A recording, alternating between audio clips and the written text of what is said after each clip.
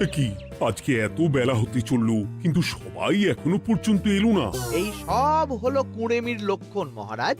আপনি একদিন যারা যারা দেরি করছে তাদের চাপকে দেবেন, তাহলেই সব সিধে হয়ে যাবে। আর বলবেন না মহারাজ, আজকে গিন্নি কাঁচা লঙ্কা দিয়ে কুচো চিংড়ির ঝালটা যা বানিয়েছিল না, খেতে খেতে দেরি হয়ে গেল। গোলগাপ্পি দেওয়ার আর জায়গা পাও না না?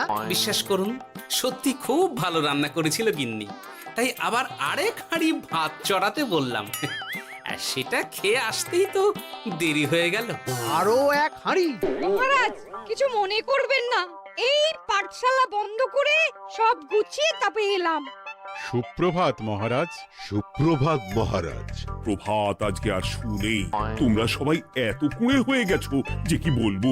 মহারাজ, এই কুঁড়েমির আসল কারণ হচ্ছে চর্বি। কথায় আছে, যত বেশি চর্বি তত তাড়াতাড়ি মরবি। আপনি কি বলতে চাইছেন মন্ত্রী মশাই, যে আমি তাড়াতাড়ি মরে যাব আর আপনি মজা দেখবেন? ঠাকুর ঘরে কে, আমি তো কলা খাইনি ব্যাপার হয়ে গেল। গোপালের একদম মোক্ষম জায়গায় আঘাত লেগেছে, যাকে বলে ওই আঁতে ঘা। তুমি বেশি কথা বলো না বৈদ্য, ছুঁচ করে চালুনির বিচার। হ্যাঁ, বৈদ্য তো দেরি করেই এসেছে। আমার মনে হয় প্রত্যেককে এমন ভাবে প্রশিক্ষণ দেওয়া দরকার যাতে তারা একটু চনমনে হয়ে ওঠে। হ্যাঁ মহারাজ, তাহলে আগামীকাল থেকেই শুরু হোক ব্যায়াম আর অস্ত্র শিক্ষা। হ্যাঁ, কুঁড়ে থাকলে রাজ্যের কোনো বিপদ আপদেই সভাসদেরা কাজে আসবে না। ঠিক বলেছেন মহারাজ। তাহলে আর দেরি কেন, চলো সবাই এখনই আমরা মাঠে যাই। এই তো মহারাজ ভরপেট খেয়ে এলাম, এখনই মাঠে? ও সব অজুহাত দিয়ে লাভ নেই, চলো চলো চলো।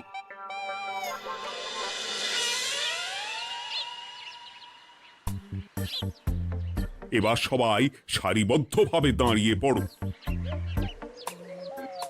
এ কি, গোপাল কোথায়?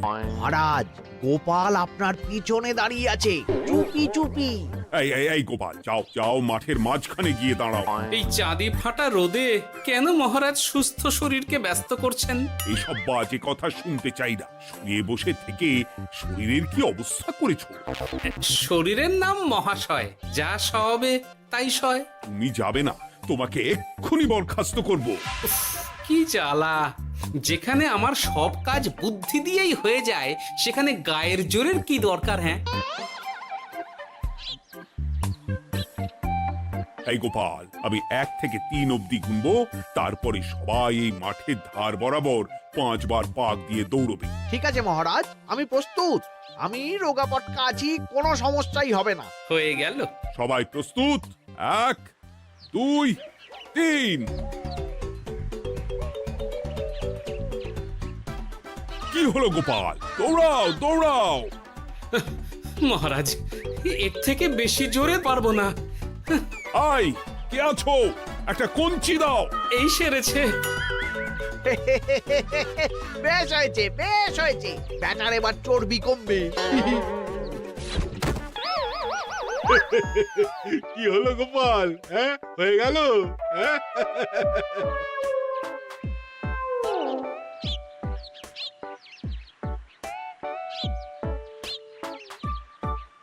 এই উল্টে উঠি, আমাদের দাদু উল্টে গেছে। হ্যাঁ, তাই তো দেখছি। চল চল গিয়ে দেখি। উফ, চেহারার কি অবস্থা বানিয়েছো গোপাল, হ্যাঁ? এতটুকু দৌড়তে গেলেই চিটপটাং। তাড়িয়ে দিন মহারাজ, এরকম বেঢপ চেহারা সভাসদকে আমাদের দরকার নেই। না না, তা বললে হবে নাকি গোপাল? তুমি এক্ষুনি বাড়ি চলে যাও, কালকে আবার মাঠেই দেখা হবে।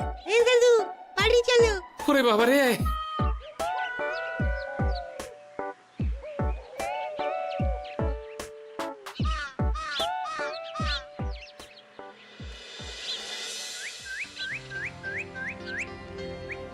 আরে ধুর ছাতার মাথা, তখন থেকে জল খেয়েই চলেছ।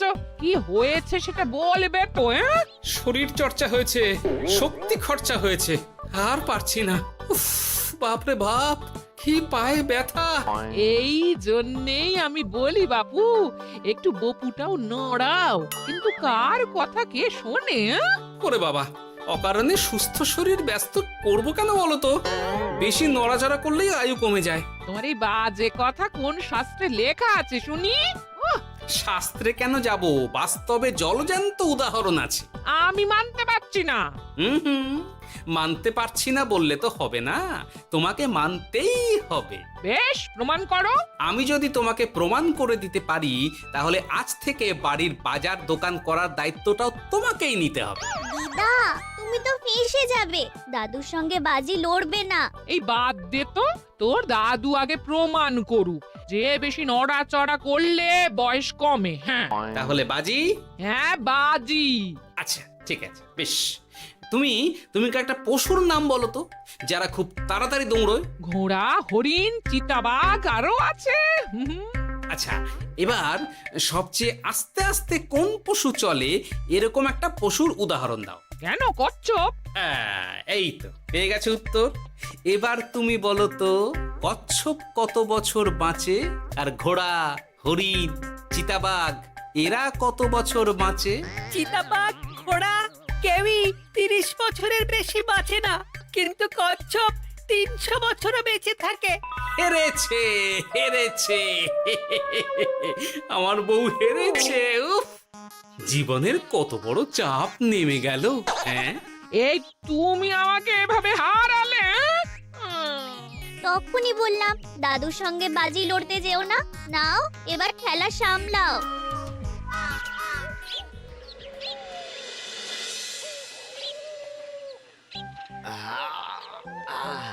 আরো ভালো করে মালিশ কর। আজকে ছোটাছুটি করে পা দুটো বেশ ব্যথা ব্যথা করছে। কালকে তো আবার অন্য পরীক্ষা। আরে আমার হালকা চেহারা আছে, সব সামলে নেব। কালকে তো অস্ত্র চালনা হবে, কালকে আমি কাঁপিয়ে দেব। কাঁপাতে তো হবেই মন্ত্রী মশাই। আমরা আপনার শরীরে এমন ঘষা মাজা করে দেব না, মনে হবে আপনি না একটা জলযন্ত্র অস্ত্র চালনা করতে যাচ্ছে। বাস এই তো চাই। বাবারি, আস্তে আস্তে। আরে বাবা, আপনার তো ইস্পাতের শরীর, ভাঙবে তবু মচকাবে না। চিন্তা করছেন কেন? ভয় পাবেন না, ভয়কে জয় করতে হবে। আরে আরে আরে, তোরা আমার কথাটার সাথে করছিসটা কি? মানুষটা মরে যাবে তো। চিন্তা করো না গিন্নি। বাবা, ওরা বলেছে আমার ইস্পাতের শরীর, ভাঙবে তবু মচকাবে না। একবার এই বুড়ো বয়সে হাত পা ভাঙলে কি সামলাবে শুনি? মন্ত্রী মশাই, আমাদের বকশিসটা দিয়ে দিন, আমরা কেটে পড়ি। বাবারে বাবা, দিচ্ছি। এনে এত খাটানোর পরে এতেই এখন খুশি থাক। হ্যাঁ,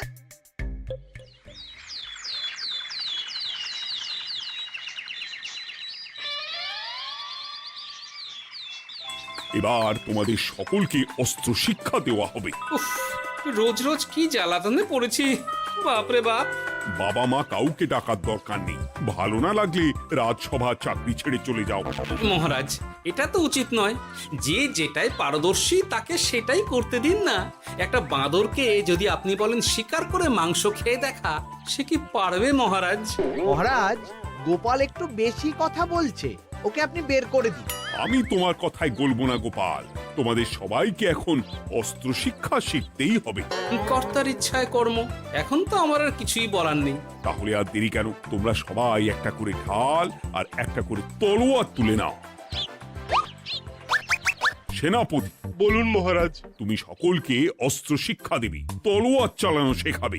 এক এক করে প্রত্যেকে তোমার কাছে যাবে আর এক এক করে তুমি সবাইকে তলোয়ার চালানো শেখাবে। আচ্ছা মহারাজ, তাহলে ওই সবার প্রথমে চলে আসুন মন্ত্রী মশাই। হ্যাঁ, আমি প্রস্তুত।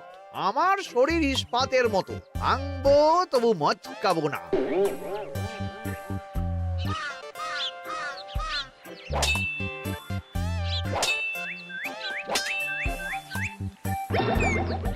কি কেমন দিলাম? অত সহজ নয় সেনাপতি। আমি মন্ত্রী এমনি এমনি হইনি, আগে অস্ত্র শিক্ষা শিখে তবে মন্ত্রী হয়েছি। এটা কি হলো? হ্যাঁ, আপনি অস্ত্র শিক্ষায় পারদর্শী, কিন্তু আরো বিচক্ষণ হতে হবে। কারণ আজকে এই পাগড়ির জায়গায় আমি যদি তলোয়ার আপনার গলার দিকে চালাতাম, তাহলে কিন্তু আপনার এই ভবলীলা এখানেই সাঙ্গ হয়ে যেত। ঠিক আছে, মনে রাখবো। এবার বাকিদের তো ডাকো। হ্যাঁ, এরপরে তলোয়ার চালানো শিখতে আসবে গোপাল। গোপাল দাদু, গোপাল দাদু। বাবা বাবা বাবা, গোপাল তুমি আবার দলবল নিয়ে এসেছো। দেখি তোমার কত দম। গোপাল, তুমি প্রস্তুত হও। হ্যাঁ হ্যাঁ, আমি প্রস্তুত। ওরে বাবারে, এ তো ভয়ানক চাপের কাজ, আমাকে বেশ বেগ পেতে হচ্ছে। সামলাও গোপাল।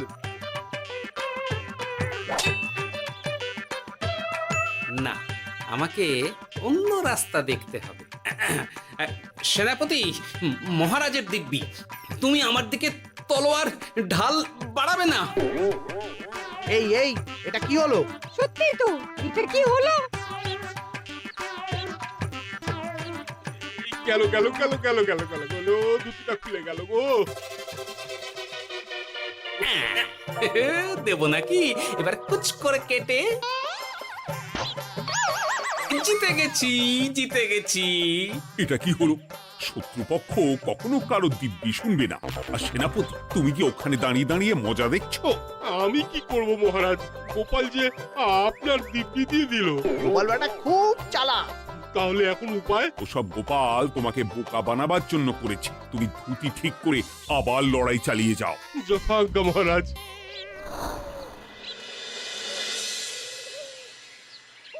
কিরে ন্যাপলা, তোদের দিদা আমার জন্য কি রান্না করে পাঠিয়েছে রে? এই তো ভাত, আলু সেদ্ধ, এই পুঁই শাকের ঝোল আর রুই মাছের ঝাল। আর তোদের যে তোষক, বিছানার চাদর আনতে বলেছিলাম, এনেছিস তো? ওই তো দাদু, কুটির গুলটে আর বাকিরা সবাই ধরাধরি করে নিয়ে আসছে। ব্যাস, তাহলে তার কোনো চিন্তা নেই। খেয়ে একটা জব্বর ঘুম দেব, কারণ এখানে যা রঙ্গ দেখছি তাতে বিকেল হয়ে যাবে। তলোয়ার শিক্ষা আজকের মতন এইটুকুই থাক। এবার শুরু হবে বল্লম শিক্ষা। সবাই আবার আগের মতন সারিবদ্ধভাবে দাঁড়িয়ে পড়ো। আহ, তোদের দিদা পুঁই শাকটা কিন্তু বেশ জব্বর বানিয়েছে। তোদের দিদার হাতের রান্নার কোনো তুলনাই নেই। আহা, কি স্বাদ! এ কি, গোপাল আবার কোথায় গেল? এই তো মহারাজ, আমি এখানে ওই পুঁইয়ের ঝোল আর রুইয়ের ছাল দিয়ে ভাত খাচ্ছি। এসব কি মাঠের মধ্যে খাওয়া? আরে শরীরটাকে তো রাখতে হবে। তাড়াতাড়ি খেয়ে এইদিকে এসো। আসছি আসছি আসছি। এবার আমি তোমাদের দেখাবো কিভাবে বল্লম নিয়ে তেড়ে যেতে হয়। দেখান মহারাজ।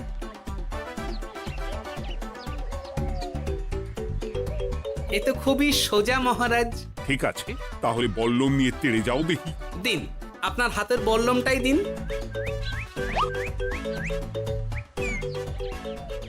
আরে আরে, গোপাল তো মাঠ থেকেই চলে গেল। আমি ডেকে আনছি মহারাজ। আরে আরে, ও গোপাল, গোপাল, মহারাজ ডাকছেন। থামো থামো। মহারাজ বলেছেন বল্লম নিয়ে তেড়ে যেতে, তেড়ে গিয়ে আবার ফিরে আসতে তো উনি বলেননি। আরে, এ তো মহা মুশকিল। উনি এক্ষুনি তোমাকে মাঠে ফিরতে বললেন। সেটা আপনাকে বলতে পারে সেনাপতি, আমাকে তো বলেনি। আমি চললাম।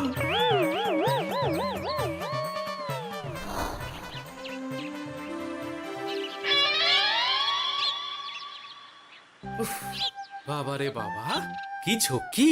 অনেক বুদ্ধি করে মাঠ থেকে খাটে চলে এসেছি। আমি আর উঠছি না। এ কি বলি, তোমাদের তো এখন অস্ত্র শিক্ষা নেওয়ার কথা। হ্যাঁ, তোমার বলা নেই, কোয়া নেই, অমনি বাড়ি চলে এলে। আরে বাবা, ওইসব অস্ত্র শিক্ষা মানেই সুস্থ শরীরকে ব্যস্ত করা, অসহ্য খাটনি, অযথা কষ্ট। কষ্ট করলে তবেই কেষ্ট পাওয়া যায়। হ্যাঁ, তোমায় আমি আগেও বুঝিয়েছি, যেখানে বুদ্ধি কথা বলে সেখানে দেহের শক্তি নীরব দর্শক গিন্নি। আরে বাবা, সে না হয় বুঝলাম, কিন্তু মহারাজ তো ভালোর জন্য সবাইকে অস্ত্র শিক্ষা দেওয়ার চেষ্টা করছে না? আরে বাবা, যার যা কাজ তাকে সেটা করালেই পারে। মহারাজ তো সেটা বুঝতেই চাইছেন না। আমি এখন ঘুমো।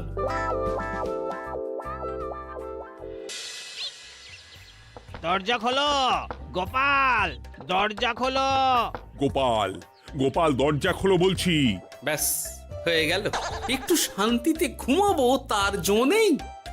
দরজা খোলো গোপাল। বলুন মহারাজ। তুমি কি পেয়েছোটা কি গোপাল? রাজসভায় দেরি করে আসবে, তারপর অস্ত্র শিক্ষার সময় ফাঁকিবাজি দেবে, এভাবে তো আর তোমাকে মনে হচ্ছে রাজসভায় রাখা যাবে না। মহারাজ, গোপাল তো মুখের কথার লোক নয়, ওকে তাড়িয়ে দিই। কেন মহারাজ? আমি কি এমন মহাপাপ করেছি যে আমাকে তাড়িয়ে দেবেন? এই যে আমার কথা শুনছো না, এটাই তোমার অপরাধ। অপরাধ নেবেন না মহারাজ। পণ্ডিতের দায়িত্ব পুজো করা, সভাকবির দায়িত্ব কবিতা বলা, সাহিত্য চর্চা করা, আর আমার দায়িত্ব হাসি মজা করে আপনার মন ভালো রাখা। কিন্তু আপনি আমাকে জোর করে যুদ্ধের ময়দানে ঠেলে দিতে চাইছেন। এটা আমার ইচ্ছে। আমিও তো মহারাজ ইচ্ছে করলেই অনেক কিছু করতে পারি। চোখ বন্ধ করে লক্ষ্য ভেদ করতে পারি, শুধু বুদ্ধি দিয়ে। আরে বাহ, এত বড় কথা! তাহলে মহারাজ, ওকে বলুন পরীক্ষা দিতে। কি পরীক্ষা? আমি একটা ঘরে বর্ম পরে দাঁড়িয়ে থাকবো। তোমার হাতে অস্ত্রও দেব, আমার মাথায় একটা আপেল থাকতে হবে, আর তুমি কিভাবে আমার মাথা থেকে ওই আপেল ফেলতে পারো দেখব। এ তো খুবই সোজা। কি গোপাল, তাহলে লড়বে নাকি বাজি? হ্যাঁ, লড়তে রাজি আছি। তাহলে আজ রাতেই হয়ে যাক পরীক্ষা। যদি এই পরীক্ষায় উতরে গেলে তো ভালো, নইলে তোমার চাকরিটা গেল। গোপাল, তুমি পারবে তো? সে দেখাই যাবে। আজ রাতে তাহলে রাজবাড়িতে দেখা হচ্ছে। যদি আমি এই পরীক্ষায় বিফল হই, তাহলে আমার চাকরি আপনি কেড়ে নেবেন, আর যদি সফল হই তাহলে মন্ত্রী মশাইকে শাস্তি দেবেন। আমি নিজে সারা কৃষ্ণনগরে নাক্ষত দেব। বেশ, দেখা যাক।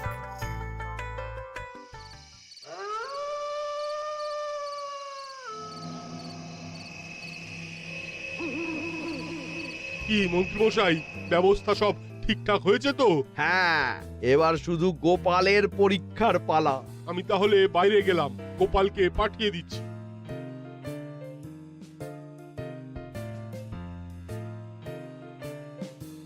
এবার যাও গোপাল, ঘরের ভিতরে যাও, দেখি তুমি কি করে মন্ত্রীর মাথা থেকে আপেল ফেলতে পারো। আপনি তো শুধু আমার চোখ ঢেকেছেন, আমার নাক মুখ কানও ঢেকে দিন, যাতে ঘ্রাণেন্দ্রিয় শ্রবণেন্দ্রিয়েরও সাহায্য না নিতে পারি। বেশ, তাহলে তাই হোক। আয়, কে আছো? গোপালের মুখ নাক আর কান ঢাকো। যথা আজ্ঞা মহারাজ। একটু একটু মোটা কাপড় দিয়ে নাক মুখ ঢাকো, হ্যাঁ, যাতে সেভাবে আপেলের গন্ধ না পাই। বেশ বেশ।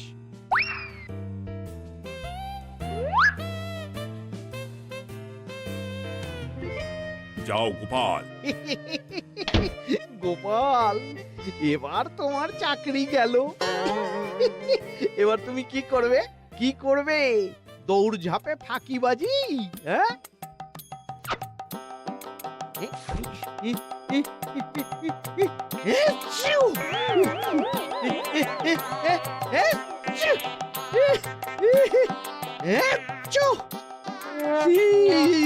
গেল গেল গেল গেল গেল, আপেল পড়ে গেল। আপেল পড়ে গেল? মহারাজ, এর মধ্যেই গোপাল আপেল ফেলে দিয়েছে। ঘরের ভেতরে চলো।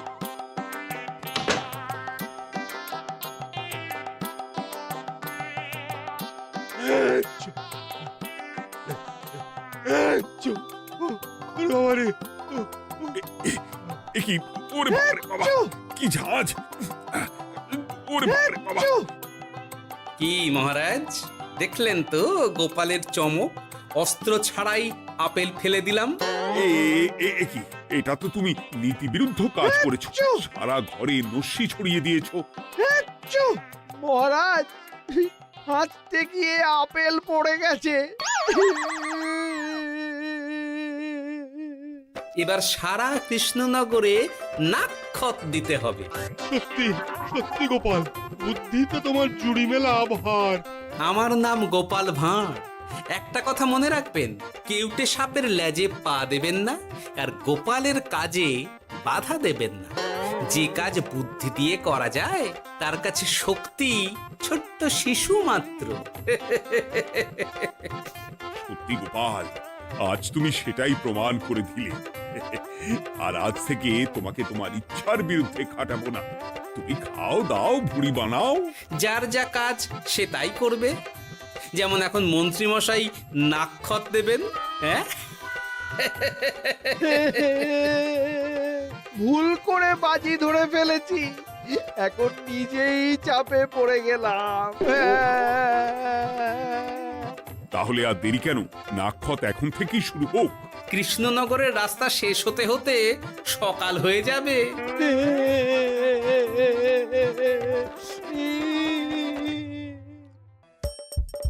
হাসির রাজা, জ্ঞানের রাজা, রসিক রাজা।